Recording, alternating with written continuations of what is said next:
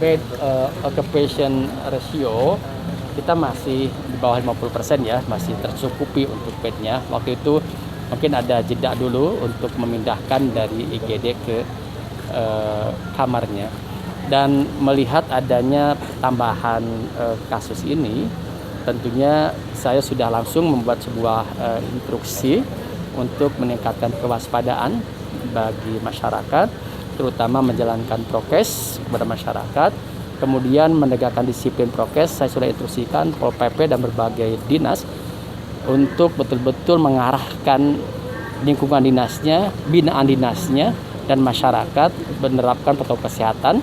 Saya tugaskan camat untuk terus melakukan patroli di kecamatannya masing-masing, dan kepada dinkes serta rumah sakit harus betul-betul menyiapkan segala sesuatunya. Jadi kalau melihat peristiwa seperti ini, kita berharap yang terbaik, tapi harus menyiapkan kondisi yang terburuk. Bagaimana membuat skema-skema berkaitan dengan ini. Alhamdulillah, nakes kami, mohon doanya, nakes alhamdulillah sampai sekarang ini tidak ada yang meninggal ya, mudah-mudahan tidak ada, karena vaksinasi kita sudah bagus untuk nakes, dan sehingga kita bisa, sistem kesehatan kita bisa betul-betul menangani COVID ini. Sistem kesehatan itu ada nakesnya, ada fasilitas kesehatannya, ada bednya, tempat tidurnya di rumah sakit. Jadi saya sudah betul-betul melakukan ikhtiar-ikhtiar lebih siaga lagi, terutama di rumah sakit yang berkaitan dengan treatmentnya kan, tracing, testing, treatment. Dan sekarang tracing dan testing cukup tinggi, dan sekarang ada 500 sampel yang kita sedang periksakan ke laboratorium. Dan biasanya kalau sampelnya banyak, ini memang itulah, kalau kita melakukan sampelnya, melakukan testingnya banyak, sekarang kita 500 nih, doakan saja, lagi nunggu hasil tes 500 orang dari hasil tracing, kan tracing, testing, kemudian di treatment. Nah, untuk yang membudaknya di IGD ini ada prediksi dari klaster mana, Pak? Ya, kita dampak liburan ini ya, kemarin itu setidaknya ada kasus seperti itu, dampak dari liburan ketika Idul Fitri, karena memang ada yang lolos juga, dan ada agak kendor prokes.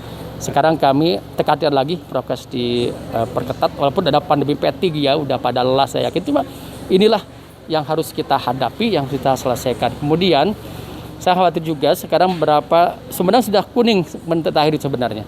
Jadi sudah kuning. Saya khawatir juga berapa tetangga kita kan seperti Bandung ya, Kota Bandung sudah tinggi, ini berbatasan dengan Sumedang juga, betul-betul akan kami siagakan di wilayah perbatasan.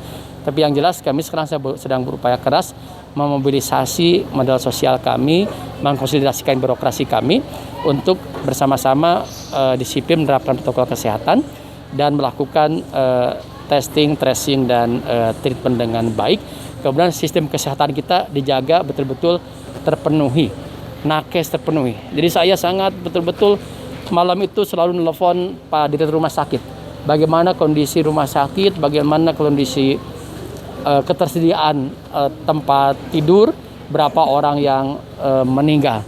Jadi kan indikatornya kita lihat tingkat kesembuhan, tingkat kematian, positif rate-nya berapa, kemudian bed occupation rasio antara bed occupation rasio tempat tidur yang ada dan yang digunakan.